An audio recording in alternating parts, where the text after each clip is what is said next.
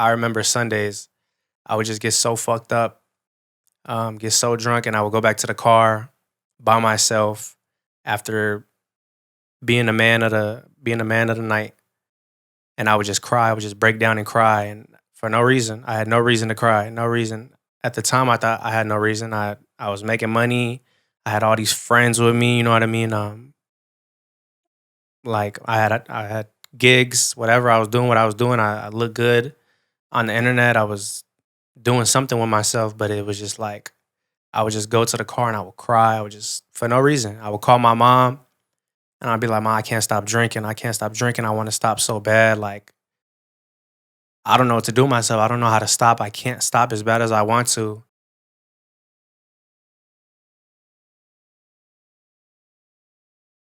What's the word, everybody? Welcome back to Sad Boy Radio. I'm your host, Matt, and today, man, we got a very special guest. We got a returning guest. It's been a long time since we did a returning guest, but we had to do it. This is somebody that helped give Sad Boy Radio a name. He helped give us some skin in the game as far as nightlife.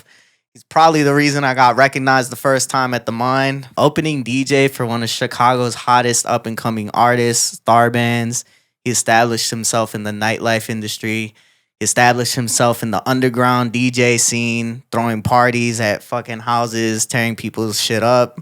Pause. You hosted your own successful Sunday night for about a full year, right?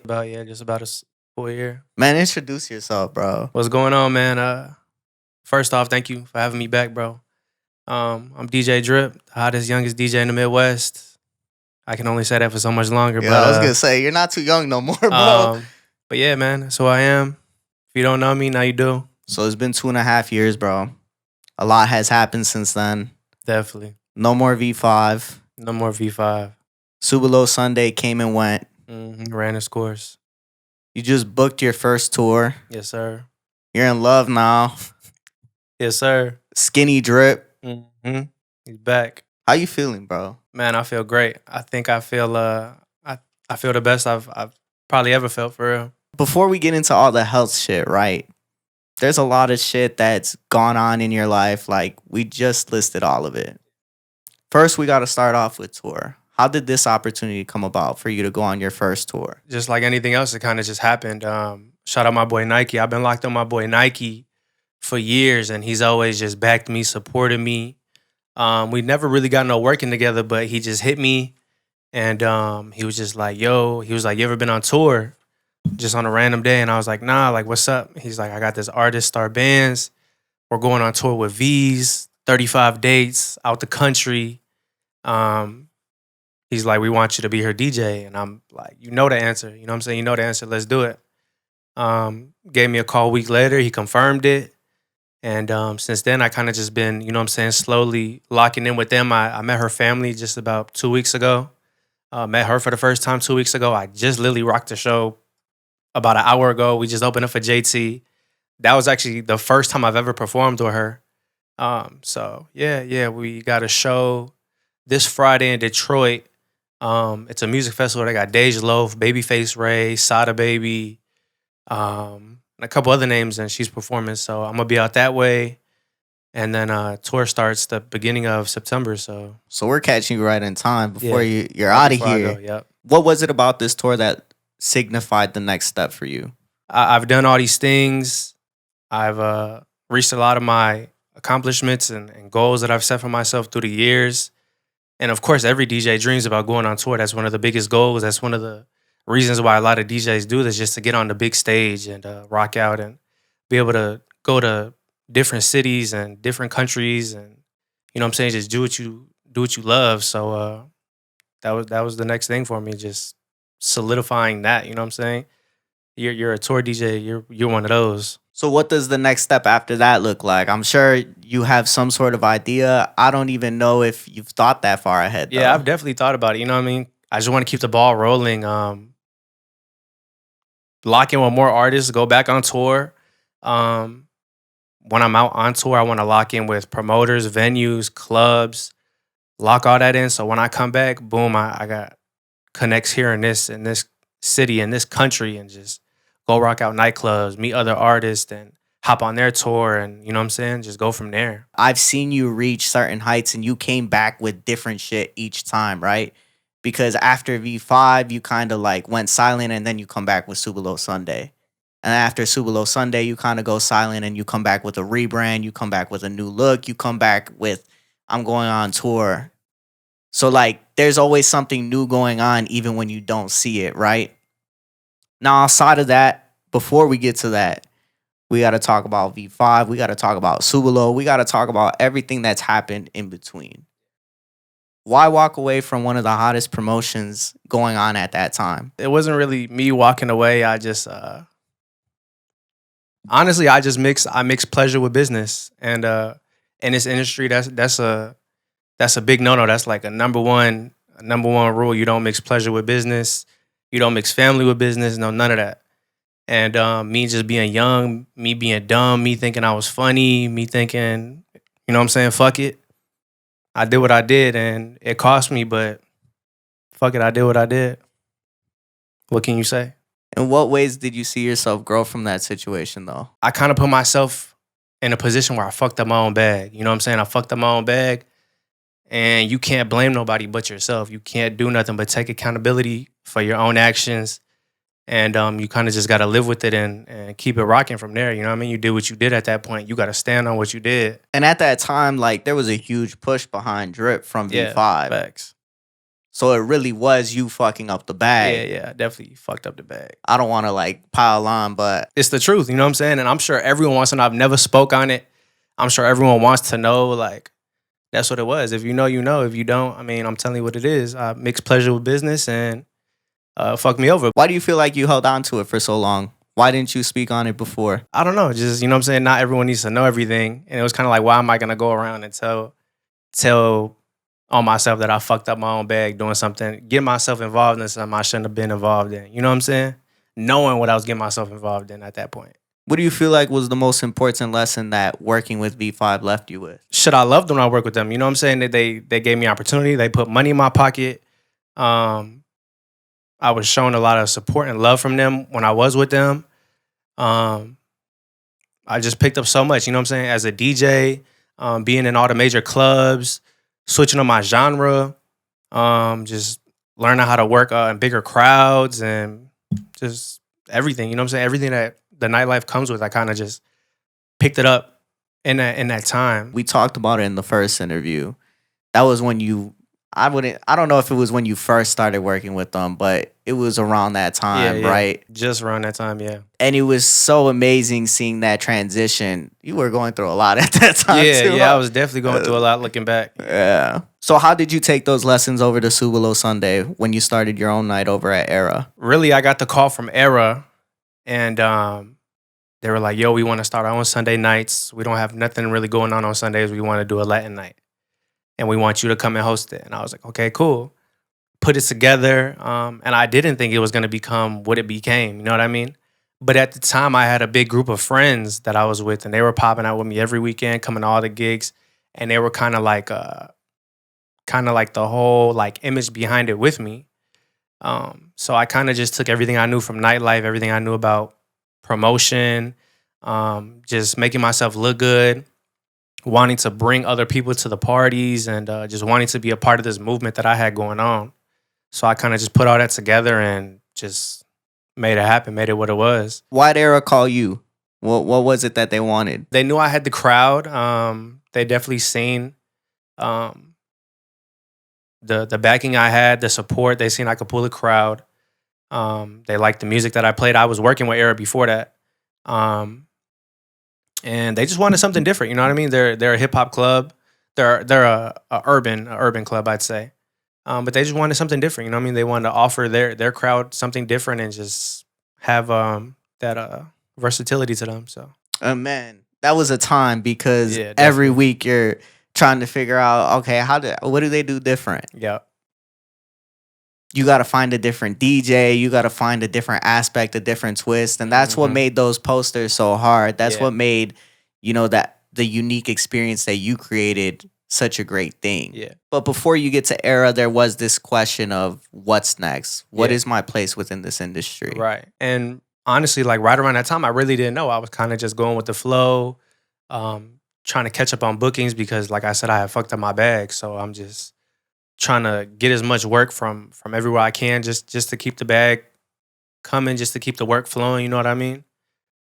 So yeah, that's really what it was. Just me like trying to stay on top of it, trying to stay relevant, trying to stay and work in the biggest clubs I could. You know what I'm saying? That I had previously just got cut from. So How did that impact the way that you viewed yourself and the value that you held? I felt left out. I felt left out. I felt like I was missing out. Um, and it was definitely a struggle just trying to figure out how to stay relevant. Just trying to figure out my place in the industry. And I think the biggest thing I learned, the biggest thing I learned from that experience was to not put all your eggs in one basket. Don't rely on one thing. Don't rely on one person for all your success, all your money, all your goals, just everything you got going on. Don't put it all in one because it could be taken from you just like that. And then what are you left with? You know what I mean? So that was definitely that was definitely a tough transition for me. Just going from having everything set for me Wednesday, Thursday, Friday, Saturday, Sunday to now I have no gigs. Now where do I fit in? Well, I don't have no residencies. I don't have no money coming in. I don't have no value to my name. I'm not at these big clubs. You know what I mean? So it was kind of just trying to figure out where I fit in at these different clubs, and it was just back to square one, just promoting myself, networking, and just trying to get in where I fit in, basically. But did you understand at the time that it was a you thing, or did you almost feel like did you try to blame others? Nah. I knew it was my fault. I knew it was my fault. Like I said, I knew what I was doing, and yeah, that was that. I just had to pick up where I left off before then, and just get it on my own, basically. Yeah, because at a certain point, you got to get it on your own. You know what I mean? You can't just sit there and wait for handouts or just wait for someone to drop the ball in your court. You got to go and do what you got to do. You got to go and grind and hustle. You know what I mean? Time don't wait on nobody. So you got bills to pay. You got a name to make for yourself. You got things to do. So you got to go and get it. That's the important part in that aspect, right? You took accountability, you understood what the issue was, and you made a new lane for yourself. Era proposed an idea, you made it a weekly event that was hot. I went out to dinner with Ozone, and Ozone's over here saying, "Man, I'm so proud of what Drip is doing." You know, he created his own thing with Era, and it's proven to be a staple for what it was at the time. Yeah, and 2 years before that, I actually went to breakfast with Ozone and Josh, and they sat me down right around the time I had just turned 21, maybe 22. I had just turned 22. They sat me down, took me to breakfast at Maple and Ash, and they were just like, just picking my brain, like, Drip, what do you want to do? Where do you see yourself? What do you want to do? And how are you going to get there? You know what I mean? And I told them what I wanted to do.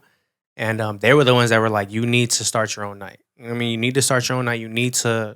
This is what you need to do. This is how you have to do it. And this is what it's going to bring for you. And 2 years later, you know what I mean? There it was. So And I don't want to put Ozone out there, but he did mention that he had that conversation with you. yeah, he definitely did. He definitely put that in my head. But at the time, I'm kind of like, bro, like, I don't know how to do none of that. You know what I mean? But he's giving me the game. He's telling me how to do it. He's telling me what needs to be done. It was kind of just a matter of time and it falling into place when it was meant to happen. He mentioned that at that time you were questioning whether you should even keep DJing.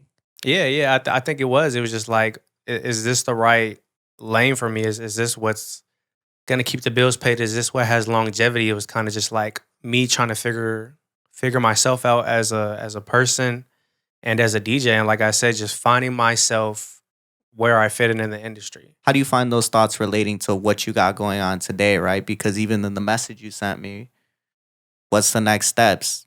Has all of this been for nothing? So I think right now, like obviously, I'm in a place where everything's going real good for me. Everything's going great.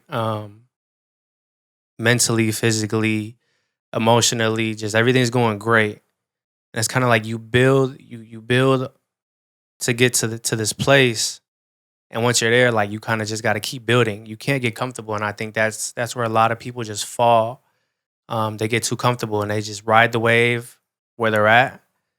And once that wave's gone, it's gone. You got to figure out what you're doing next. So I think where I'm at right now is kind of just like thinking ahead. What am I doing? What do I have planned, and where's this going after this part of my career runs its course? You know what I mean? And it's something that you've continuously had to do. Every time something ends, you find something new. And that's the hard thing to do, is that a lot of the times people, again, like you said, there's this complacency that people fall into. They get lazy and they're okay with whatever they have instead of looking for, how do I get better? And sometimes I don't know if you've dealt with this, but there's this thing called a functional freeze where you're just doing enough to get by, but you're not doing enough to make progress, even though you know there needs to be progress. I feel like that's where I was.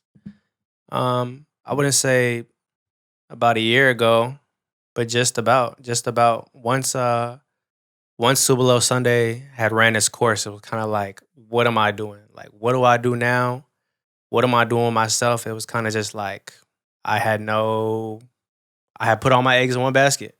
Put all my eggs in one basket, taken from me again.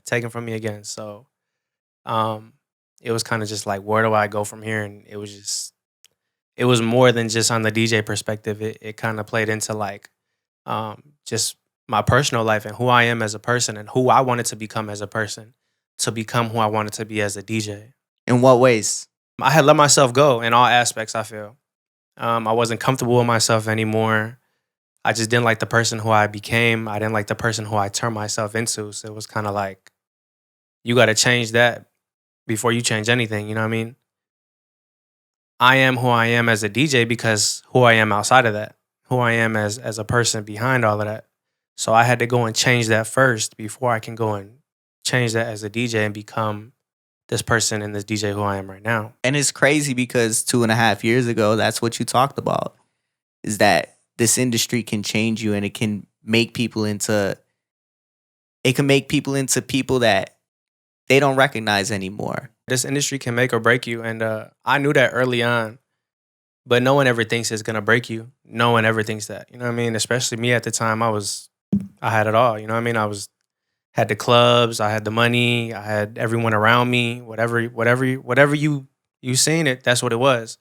But eventually it takes a toll on you and it can break you, and it broke me. It broke me in every way you could think of, financially, mentally, emotionally, physically, broke me down, like broke me. So it's kind of just like building yourself back up, knowing that it'll do that to you, coming back and not letting it happen again and just being bigger than what that is. Did it scare you to step back into that though? It definitely did, but I knew it had to be done. I knew that I had to pull myself away and focus on who I was as a person, and just take myself out of that environment. I had to switch up my environment. So, But I mean, stepping back into nightlife, right? Because oh yeah, again, there was that silence after Súbelo ended. Why come back at that point if you've Right. seen what it did to you? it's just about coming back stronger. What doesn't kill you makes you stronger. You know what I mean? It broke me down to my core, and it's either you can remain weak or you can come back stronger than anyone's ever seen you, and you're unrecognizable, and you're a new version of yourself, and that's really exactly what I wanted. I wanted to disappear, focus on myself, and just come back a new person, someone that you can't recognize, someone that you don't remember seeing the last time you saw. So So what happened with Súbelo? it kind of just ran its course. It ran its course. Era wanted to go their own direction with their Sundays, and that was that. It's just business, really, on the business perspective. They want to do their own thing with their Sundays, and it happens all the time in the club. You know what I mean? You see promoters have their own nights at clubs for so long, and then next thing you know, it's another night. They take it to another place, or someone else fills the void. So Era just wanted to do their own thing as a club on their own Sundays, and that's just what it was. It ran its course, and I'm very thankful for that opportunity because it was a blast. I loved every second of it, and they taught me a lot. They supported me the whole way. They backed me. Still very good connections over there. I'm there next week. Talk to the guys all the time. They keep me You know what I'm saying? They keep me fed and they keep opportunity, and it's always a good time. It's family over there, so Yeah, I remember the day I saw that it was a different thing. The yeah, Sunday I was like, I asked, I'm like, what happened, bro? It's like, I don't yeah, know. I came back from Puerto Rico and they ain't have it no more. yeah. I mean, there was definitely some reasons that played into it, but really it was just more on the business aspect. They just wanted to take it and do their own thing. Every club has their issues, has their difficulties, and it's just about overcoming that. You know what I mean? So they did what they had to do. I understood it from the moment they told me, and it was what it was. It was all love at the end of the day, and I was grateful for the opportunity they gave me, and they even let me run it back a few more times after that. So that was that. But it's kind of just like things go on, things progress, and you just gotta keep it moving. You know what I mean? So then why not take it to another place? I want to just focus on DJing. I don't really want to focus on promoting my own night and just having to do that every weekend. And it was cool. It was lovely. But it's just not something I want to do. You know what I mean? I got a lot going on. And at the time, once that ended, it was kind of like that's right after that is when I had decided to take my step back and pull myself out of the industry and focus on other things.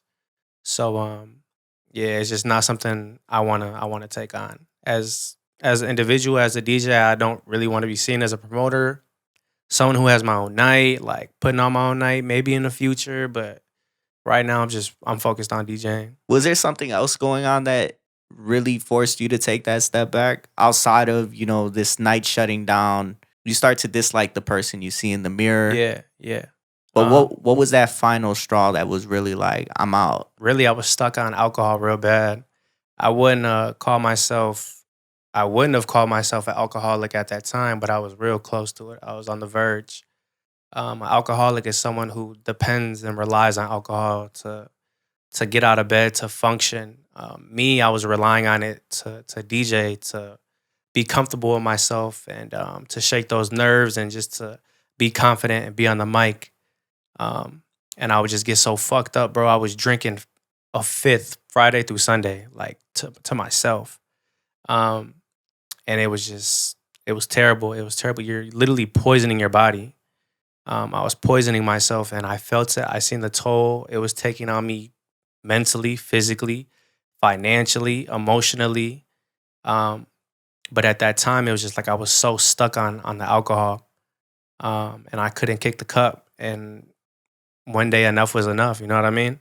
I had seen everything it was doing to me, and enough was enough. And I didn't just go cold turkey right away, but you know what I mean, progressively over time, I just started slowing down and realizing what was good for me and what wasn't. And I still drink now, but nowhere, not even 95% of what it was a year ago. One drink a night? No, I really pick one day out of the week if I decide to drink. Pick one day out of the week, which is usually like a Friday or Saturday, whatever day it is, and maybe just a few shots, a mixed drink, really just sparkling water, some cranberry and some vodka, whatever. But I mean, I'm a DJ. I'm surrounded by alcohol. I'm in the club. Of course, drinks are gonna be offered to me, and I'm not just gonna not drink. You know what I mean? But I'm not gonna sit there and get fucked up all day. So every day, it just wasn't it. That's what I was doing. I had my fun. I mean, when you're 21, 22, of course, that's all you want to do is drink and just have your fun. And that's what I did. But it got to a point where too much was too much. You mentioned that the financial toll that it's taken on you. We seen the physical. Financially, everybody can assume like You're spending money on bottles in the club, like buying girls drinks and buying the bottles they want. And it was just like all the money I was making from the club, it was going right back to them. I was just giving it right back in bottles. Just to look good, just to keep the look, just to pop a bottle that says DJ Drip. You know what I mean? It is what it is. That's kind of something you got to do when you're doing your own thing. But it wasn't it. I was just money coming in and it was going right back into the club. You know what I mean? So basically DJing for free the whole night. essentially, yeah, I would go home with some money in my pocket, but if I wouldn't have been putting on for them bottles, it would have been a lot more. But touch on that emotional toll. This would be almost every Sunday. I would get so drunk on Sundays. Really, it would be any day of the week, but specifically, I remember Sundays. I would just get so fucked up, get so drunk, and I would go back to the car by myself after being the man of the night, and I would just cry. I would just break down and cry, and for no reason. I had no reason to cry. No reason. At the time, I thought I had no reason. I was making money. I had all these friends with me. You know what I mean? Like I had gigs, whatever I was doing, what I was doing. I looked good on the internet. I was doing something with myself, but it was just like I would just go to the car and I would cry. I would just for no reason. I would call my mom and I'd be like, "Mom, I can't stop drinking. I can't stop drinking. I want to stop so bad. Like I don't know what to do with myself. I don't know how to stop. I can't stop as bad as I want to." And she would just kind of be like, "You gotta stop. That's you want to stop. You gotta stop." And I knew I had to stop, and it was just a matter of time before it was like it was time to really act on what I was saying. But emotionally, it was just tearing me down, bro. It was tearing me down when you're drunk. You become a person who you're really not. You know what I mean? You become another version of yourself. And I didn't like that. I didn't like that. I didn't like waking up in the morning and trying to figure out who I talked to and what I said and what was said to me and just the money, where'd the money go that I had in my pocket the night before. And I don't even remember DJing sometimes. You know what I mean? What do you think it was that kept you going on the drinking, right? What do you feel like there was an issue? Do you think it was the fact that you didn't like who you saw that numbed that alcohol numbed it? It was liquid courage. You know what I mean? You get drunk and you get liquid courage. And for me as a DJ, it just helped me talk on the mic. It helped me be more comfortable with myself because I wasn't comfortable with myself at all. I hated seeing pictures taken of me. I hated being in videos. I hated who I became. So I think that alcohol was kind of just like a fake aid for me. And when you put that facade up for so long, you start to believe your own facade. You start to believe that this is what makes me happy, which creates this fake happiness. And you're not really happy until you're drunk or until you're partying or you're in the club and you're popping bottles, drinking all kind of liquor. And I knew that wasn't right. That wasn't right. That wasn't how it should be. So And that story that you told me, it reminds me of Ozone talking about masala. Did he ever tell you that shit? I don't think so. When they had masala Sundays, he would leave the club and go to his car because he felt this bad energy just from being around all this alcohol, being around all these people who are with you but not really with you. That's exactly what it was. Again, this industry promotes certain things and you don't even want to be that anymore at some point. So how do you have a healthy relationship, whether that be with a person, with a healthy relationship with money, a healthy relationship with alcohol? Not that I don't even know if there's such thing as a healthy relationship with alcohol, but having a healthy relationship with anything when what you're involved in promotes negativity everywhere. And it was like that. It was like that financially. I was just spending my money, blowing my money on alcohol. My relationship at that time had a lot more problems than it does now. A lot more problems. Damn near straight problems. You know what I mean? Just because of alcohol and what happens, the actions that were taking place while I was drinking all the time. So where would you say you were mentally after Súbelo shuts down? I was kind of just stuck. I was stuck. I was like, what do I do now? What am I gonna do? What's the next step? Back to square one. Where do I go from here? What needs to be done and how am I gonna do it? And it was just one of those things, one of those days you look in the mirror and you're like, enough is enough. Like, this isn't the person who I want to be. How did I become this person and how can I change it? And really, man, you gotta do everything. I had to do everything I had to do to become the person who I've always wanted to be. You literally have to step up and say enough is enough. You have to want to change. You can want to change, but you have to want to change and take that action to really make things happen. And any sort of breakup creates this reflection, whether it be with a person, whether it be with a brand, whether it be with a club. Yeah. Being let go from something forces you to reflect. And sometimes it's one person's fault, sometimes it's the other, sometimes it's both. And when you come to that realization that two things can be true, two people can be wrong, it helps you take a look at yourself and say, this is what needs to change. So when we strip everything away, when we strip that persona of Drip away, what did these experiences show you about Julian? I think it came down to, okay, let go who Drip is, who Drip has became, and really just take off that mask and see who you are as a person underneath all of that.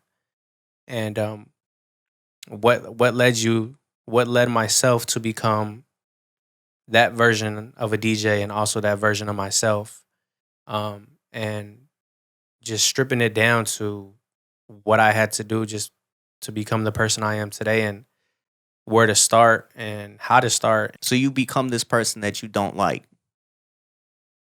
What led you to becoming that person? It was me just being like irresponsible, me wanting to stay that irresponsible 19, 20, 21 version of myself that I knew and loved so well.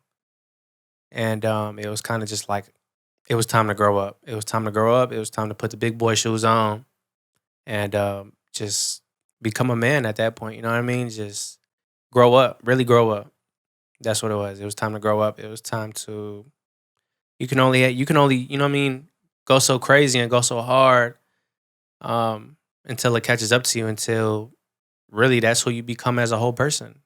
There's people older than me, twice my age. There's people my age younger than me that will forever just be stuck in that phase. You know what I mean? They won't get out of it. They don't care to get out of it.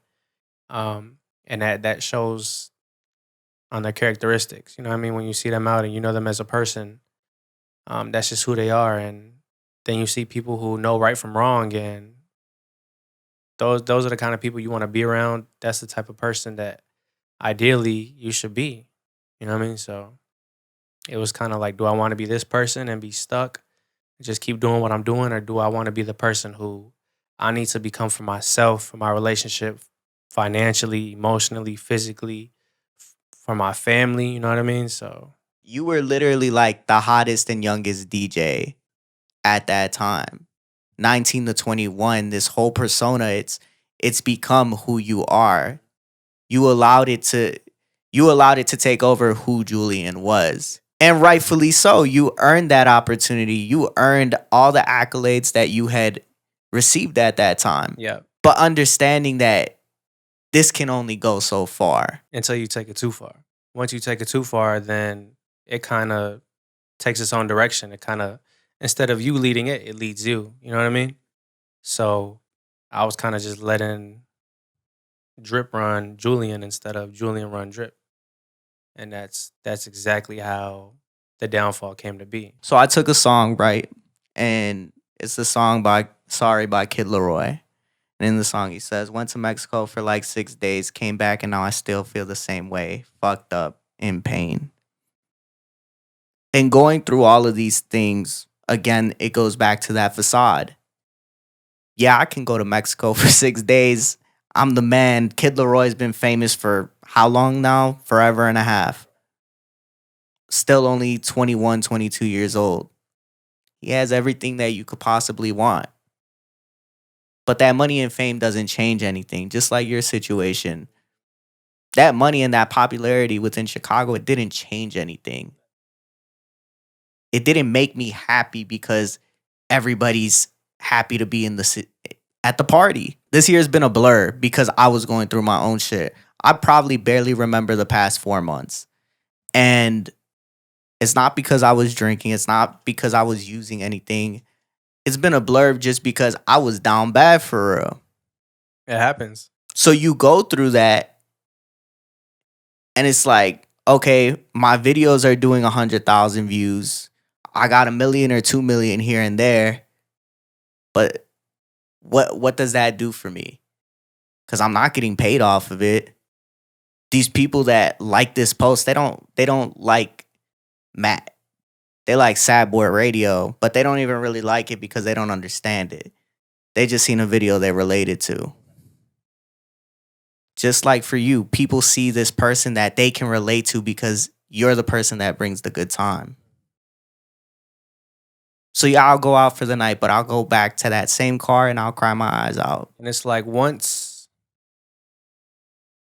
you leave that crowd of people who love you so much, you go home by yourself. It's like those people are nowhere to be found. They don't want nothing to do with you. They don't care about where you're going. They don't care about where you came from. They don't care about what you have. They don't care about what you're gonna have, what you had before. All of that is kind of just like you're on your own. You know what I mean? Um, Till the next party, until you give them another offering of something that they want, and right after that, they want nothing to do with you again. Don't care what you do, what you're doing, how you're doing it. As long as you're offering something that they want, that's all they're gonna care about. How many of those people have reached out to you since this night shut down? It's really, I wouldn't say how many people reached out. It's how many people I've allowed to reach out. You know what I mean? Um, right around that time, I really cut a lot of people who I was around at the time just completely off. Completely off. I just kept a handful of the same people who I was with before around me. Um, I could probably name them on my fingers. You know what I mean? Plus a couple extra, but it was really just cutting everyone off, realizing who's important, who really cares about me, who really supports me in and out of the club, really as a person, cares about my well being as a person. And that's who I really allowed near me, around me, and gave access to in this time that I stepped back. There was a handful of people who did reach out, though, who did reach out, just wondering where I was, but I really didn't feed them too much information. Just, you know what I mean? Oh, I'm still here. I'm still here. I'm still doing my thing, which I was. I was still DJing every now and then, but I really just like, I cut my gigs by 75%. Then you come back with this rebrand of the new logo. But even when you come back with the new logo, it's still a little silent because you come back with the rebrand, but then you kind of go ghost again. Right. Why? It was kind of just like the show was coming. I knew what I was working on. I had already been working on it for some months, and I seen it starting to form. And I knew if I just kept going at the pace that I was going, it was going to become something more. So come January, I had figured out. I had made a list. It's still on my laptop. As soon as I log in, the list is right there.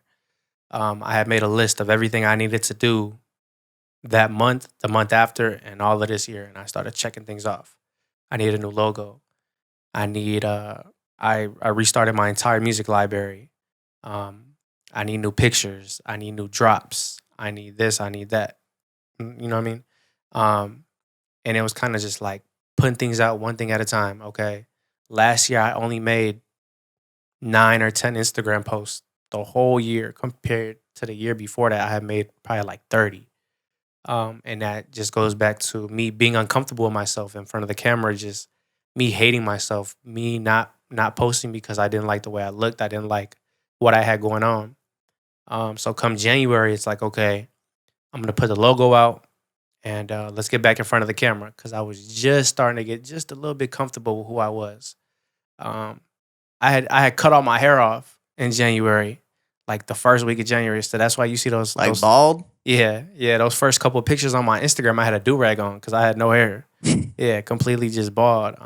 But I was resetting myself. I was resetting myself as a person, resetting myself as a DJ. So you see this rebrand of me as a DJ. I'm also becoming this other person behind that. You know what I mean? It's happening together, and it's been that way since. It's still happening right now. So yeah, I come out with the rebrand. Boom, come out with the pictures. Um, I think I posted once in January, posted once in February. Once February came around, the gigs started. I started taking in those gigs again, just a few slight gigs. I had reached out to my cameraman Joe, and I had broke everything down to him. He knew everything that was going on. I had broke everything down to him. You go back to my post in February. I got a caption that says, um, "Building a beast that will soon be um, unleashed" or something like that. And I was letting them know, like, I'm coming for it. I think I made another post and it said something along the lines like they think I fell off, but they're really just keeping my seat warm for me. And I was just putting out these little hints, and no one was really paying attention, which I get. I had really like just left with no explanation. But I was letting them know, hey, I'm coming back. Come March, closer to my April, coming come March, coming closer to my birthday in April. That's when I start rolling out some more content, getting the reels going, going to different states, doing some shows out there, getting comfortable in front of the camera again. This is all really leading up to my birthday, to the last Súbelo that I had. So I knew I had a goal, who I wanted to be, what I wanted to look like, and what it was going to look like around the time of my birthday. And it was exactly how it played out. So I had booked some shows out of state. I had came out, I think right around the time of my birthday, I had came out, dropped these pictures, and I looked like a whole completely different person. And it was like, okay, Drip is back. This is what he's doing. And he looks good. Like, he looks good. He looks good doing it. And that's what I wanted it to be. But still got to go hard. I was still going hard. And I think after my birthday, that's kind of what set the ball and kind of caught people's attention and just got it rolling. You know what I mean? I think it was exactly how you described it. You're putting out things, people notice it, but they're not really paying attention because there hasn't been much noise. And that goes with anything, right? Right. When people disappear, that's basically why you got to capitalize whenever you have the momentum. Because once that momentum stops, people stop paying attention. People stop caring. Yep. So you had been gone for a fat minute. Yeah. When was the last Súbelo before this one? So September, almost about half a year. September, October, November, December, January, February, March, April. Yeah. So I see the rebrand. I'm like, okay, something's coming, but you don't know what. I really didn't know what. I just knew I was becoming a new version of myself. And even up to that point, like, once again, I knew what happened with V5. Súbelo happens, it stops. I assume some shit happens where it's like, okay, what next? Right. So that's why when you come out with you're going on tour, that was the next logical step. Right. Because you already did everything you could do in the city. Well, really before that, it was really before the tour, I was just like, I just wanted to show who I was working on as a person. Really just getting in front of the camera, showing that I'm still outside, but I'm a different version of me. I look better. I'm having more fun. I'm a healthier person. I'm still rocking out. I'm going back to all the old spots that I was playing for the most part. And really, it was just about getting comfortable with myself. That's really what I wanted to show, that I was comfortable with myself again. And I was ready to rock. I was ready to go. I was ready to turn the Jets on again.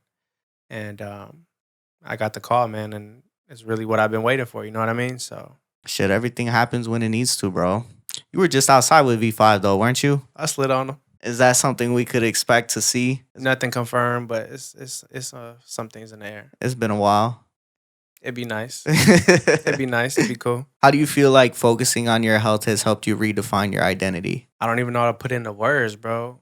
I think if you don't take yourself serious, no one will. So you got to take yourself serious first. If you're unhealthy, it's noticeable as soon as you walk in the door, anywhere. You know what I mean? People judge you based off your look, first impression. You know what I mean? So it's like your first impression of yourself is what you look like. You know what I mean? Your image. And image is a big thing for me, whether you're looking at my Instagram, whether you're just seeing me across the club and I'm DJing, whether you know me personally, whether you're just meeting me for the first time. It's a big thing. Health plays many roles, financially, emotionally, physically. You know what I mean? All of those things. So it's kind of like it all ties back into everything, really, everything. And I think putting my health first was probably the best thing I've ever done for myself. I believe right around the time of COVID and quarantine, I had attempted to put my health first. I was on it for about 3 months, but once I got comfortable with myself, I kind of just, you know what I mean, pushed it back to the side and just started having my fun right when I turned 21. But I knew I couldn't do that this time around. I knew I couldn't just get comfortable with who I was and just let it go. And I also wanted to make it well known that it's now who I am as a person, and it's gonna stick with me. This is something I take very seriously. This is something I've taken seriously for almost a year. I make a year on my health journey in October 11th to be exact. So really like a month and a half from now. Um, yeah, bro. And just taking that to motivate other people, to inspire other people, to show people that things like that are possible. You know what I mean? You can step away and take a step back and go and focus on yourself and chase that goal that you've always wanted to reach. Whether it's health, whether it's anything, whether it's whatever it is, what you got going on. Um, it's okay to step away and just and focus on yourself and put yourself first. Not a lot of people mentally, physically, financially are able to do that for themselves. Sometimes they can't escape their reality. And so I just wanted to let my story show other people that you can take a step back and redefine yourself and come back a new person, regardless of your past. I don't want to say privilege, right? Because you weren't privileged enough to just take a step back. Like you Right. lost money. Yeah. So I don't want to say that you were privileged enough to walk away, but not everybody has the opportunity to just walk away. You spent all this time building a brand and you take that risk of everybody completely forgetting what you've done, especially being away for half a year. Not everybody's going to come back. And maybe you don't want everybody back in your life like they were. Because when you go through that redevelopment, when you go through that redefinement, you completely change the person you are. So now you're losing people that were once close to you. How did you see your relationships affected once you changed? A lot of my relationships and friendships I just cut out completely. I cut them out, or they cut me out, and I was perfectly fine with that. And I knew that's what it was going to come with. Um, just mentally preparing myself and pushing myself mentally while I was gone those few months, knowing that I'm gonna have to get rid of some people. Some people are gonna get rid of me. They're gonna forget about me, and they're not gonna want nothing to do with me. They'll never think about me again. Um, but that was just something that I had to be okay with, and I had to know that it was worth it. It was worth it. It was going to be worth it. And life goes on, man. You know what I mean? People come and go. That's just how life goes. You lose friends, you make friends, and that's how life will always be. Um, you know what I mean? Those who are there from you from day one, those are your day ones. You got your day ones, and not everyone is meant to be your friend forever. You know what I mean? So that's just how it goes, bro. That's just how it goes. That's just something you got to learn to live with. And it was tough. It was tough. It was definitely tough. I had a big group of friends, a big support system. Um, right around the time before I left, and it was great. I loved it. But it was kind of just like you got to let it go. I had to take everything that was a part of the person who I was a year ago, let all of that go to become this new person who I am, and I just stuck with the same people who've always been with me from the start. What do you feel like was the toughest part of Drip you had to let go of? My friendships, yeah, letting go of my friendships was probably the toughest thing. Letting go of those gigs, letting go of the momentum, letting go of just what I love to do the most, just letting that go, putting it to the side. But I knew from day one what needed to be done, and I knew that it would be worth it.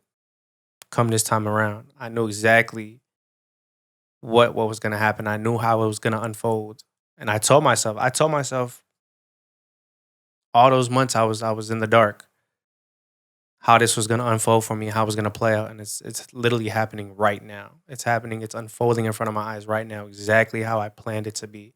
And sometimes things just have to get worse before they get better. Oh yeah, it's gonna rain. It's gonna rain before the sun come out. You live Okay. quite the life for Yeah. real. Because I'm over here thinking about, man, last time we talked, you just found out the kid you had wasn't your kid. Yep. Yep.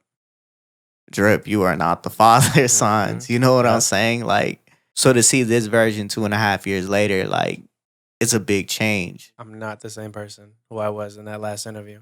How do you feel like that relationship that you're in now has helped give you some form of stability? Man, straight stability. You know what I mean? I got a girl. She just supports me day in and day out. She stood with me through this whole journey that I've been on.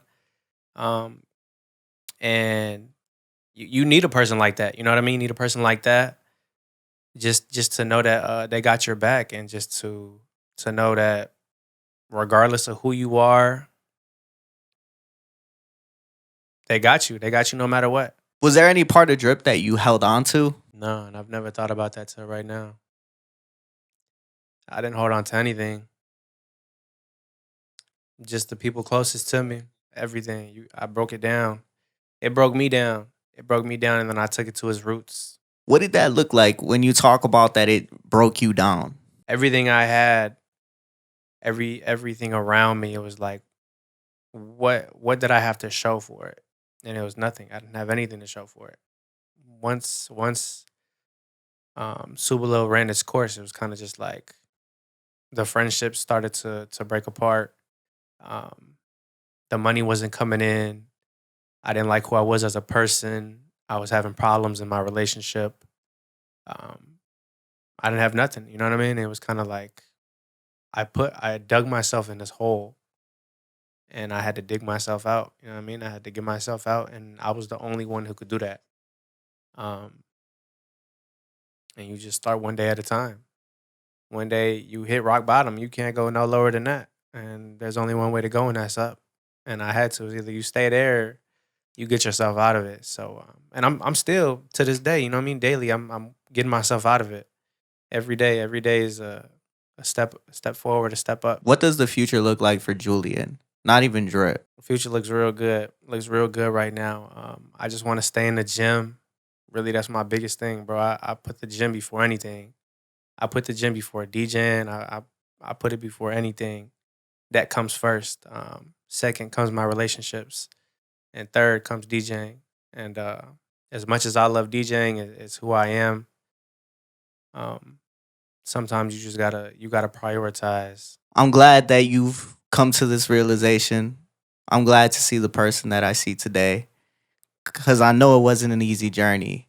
It's not easy. Every day, is something difficult. I know the hardest part had to have been taking that step back.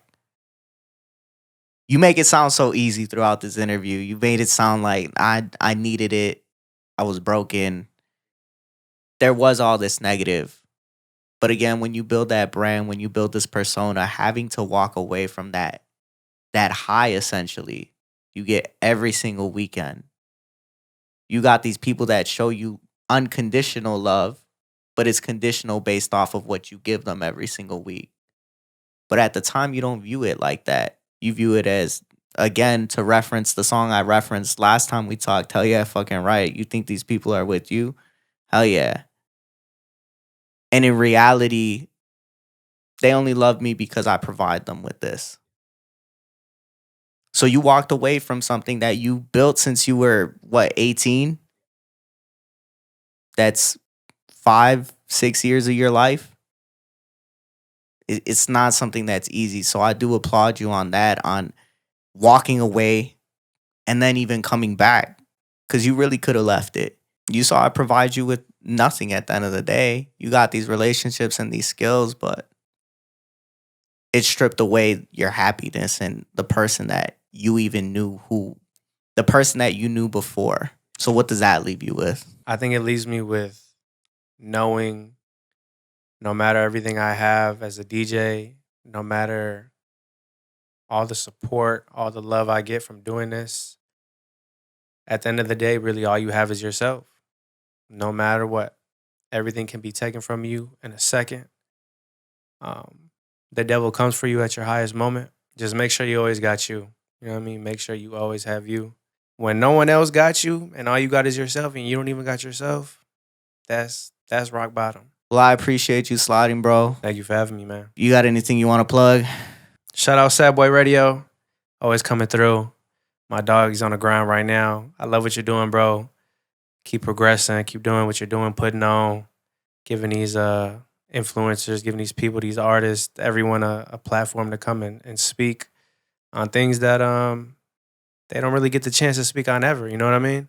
It's good to sit down and talk with someone and just put it all out there. Sometimes it needs to be done. Shout out all those who stood with me through this journey. Very appreciated. And yeah, catch me on tour. Make sure you guys go ahead, like, comment, and subscribe. Sad Boys for real. Peace out.